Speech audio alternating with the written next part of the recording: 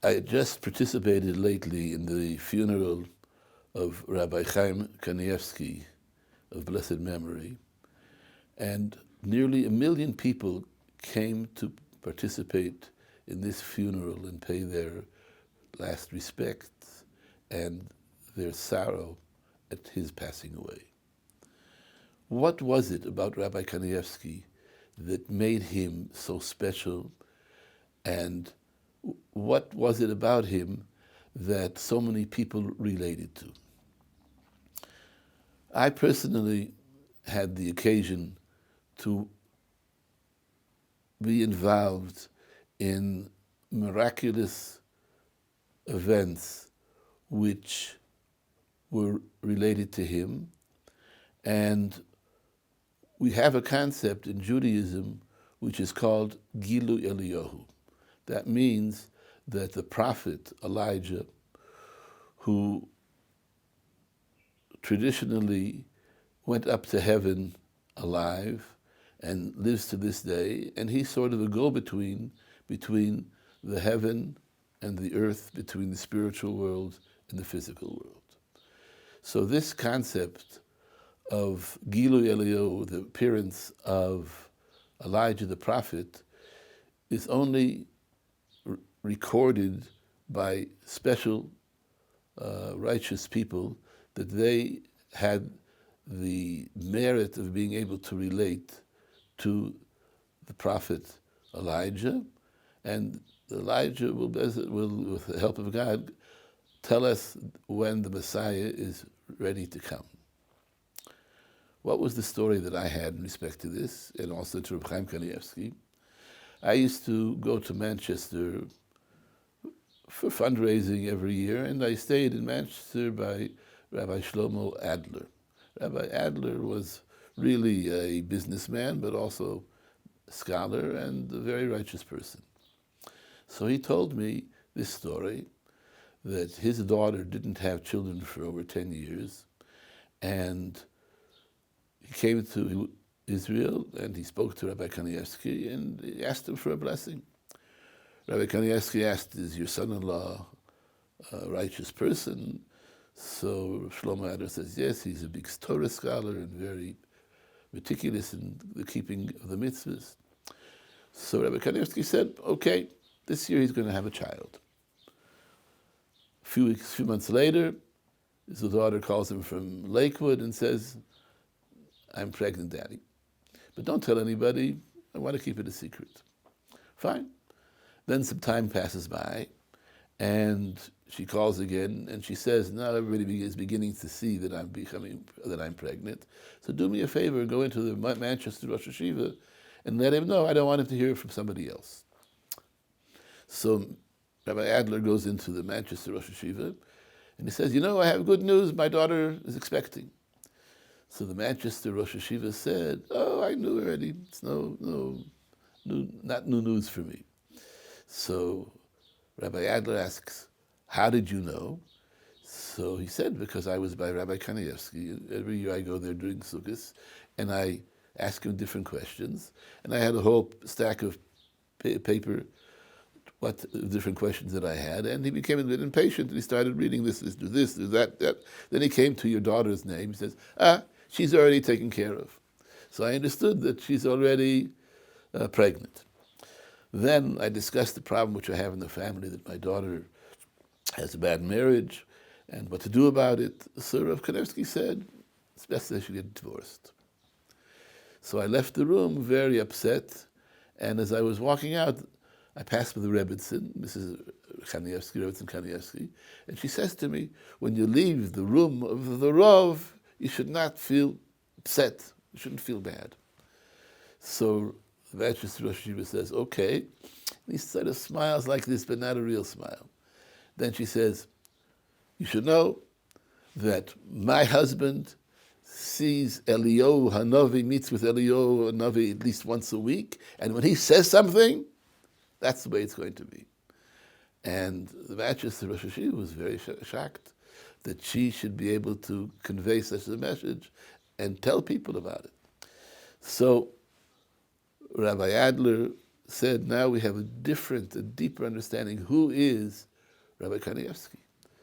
But we should understand that by Rabbi Kanievsky, miracles were day in, day out phenomena. My wife, she teaches, takes care of a program for a non-religious school near Rehovot. And part of their curriculum is once a month they have to meet with religious people. They should know what religious people are all about. And after their meeting at Purim time, they asked for another one in the middle to talk about Rabbi Kanievsky. So the principal said, really, I'm an atheist. And I don't believe in this whole Judaism business. But my wife is a doctor, and she told me she had a patient who had cancer, and she told her husband, listen, get everything ready, the funeral is imminent. So he said, I have to go speak to Rabbi Kanievsky, see what he has to say. He went to Rabbi Kanievsky. Rabbi Kanievsky said, nothing wrong with her, take her home, everything will be okay. And that was 5 years ago, and she's still living and happy and healthy. So I don't know who this Rabbi Kanievsky is. All I know is there's something special about him, and I want to hear about him, I want to know about him. And the truth is that this phenomena, that Rabbi Kanievsky could give blessings, and they were remarkable in many ways, many thousands of examples. I, for instance, know about one time somebody came to him and asked him for where he should buy an apartment. So he said he should buy an apartment in Bnei Brak. So the guy says, I don't even have enough money for a little doghouse in Bnei Brak, for anything. How can I buy a house in Bnei Brak? So he says, buy a house in Bnei Brak. So he goes around to the different different people that deal with having apartments, buying apartments, selling apartments, and they all laugh at him. What? You're going to get an apartment for this amount of money? It's nothing. Then after a few days, somebody calls him back and he says, there's somebody who has no children, and he's very sick, and he needs medical equipment which you can't afford. If you buy the medical equipment for him and live with him, after he passes away, he'll give you the apartment. So he says, okay.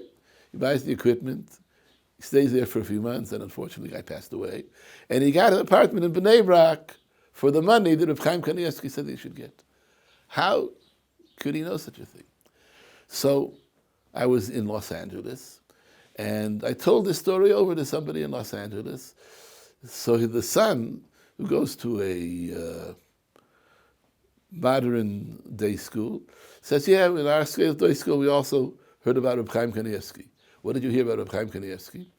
That there was a boy that was choser b'tshuva, he became religious, and after becoming religious, he was killed in a car accident.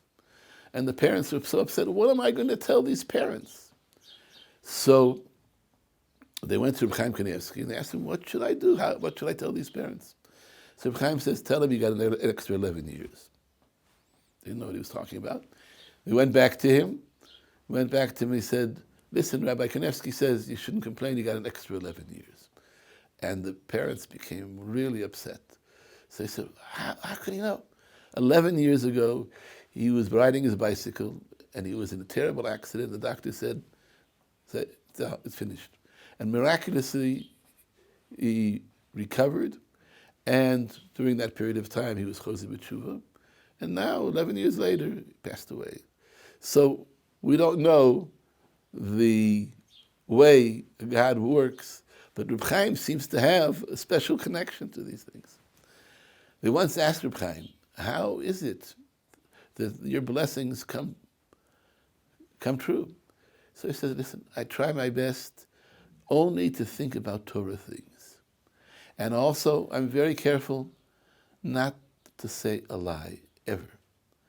So it could be in the merit of this acting, of this relating to a HaKadosh Baruch Hu, to God, is something which helps me be able to do these miraculous things.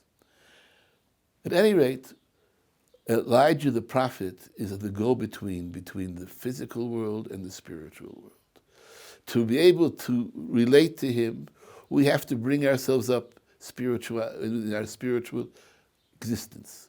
When we go to a Brit Milah, to a circumcision, we give our child over to God, even though it's difficult and even though it hurts. So Elijah appears in such a situation. At the Seder night, we go through all the different commemoration of the leaving of Egypt, and we give this message over with our children. And if it's done properly, it's a tremendous message which is left indelibly on the minds of the children. When we lift ourselves up spiritually, we get closer and closer to getting messages from Elijah the prophet. So from Reb Chaim Kanievsky, we learned what you can do, what you can accomplish if you really are spiritual. And from that, we have to learn that we have to make our lives more spiritual until we all see Elijah physically telling us the Messiah is coming.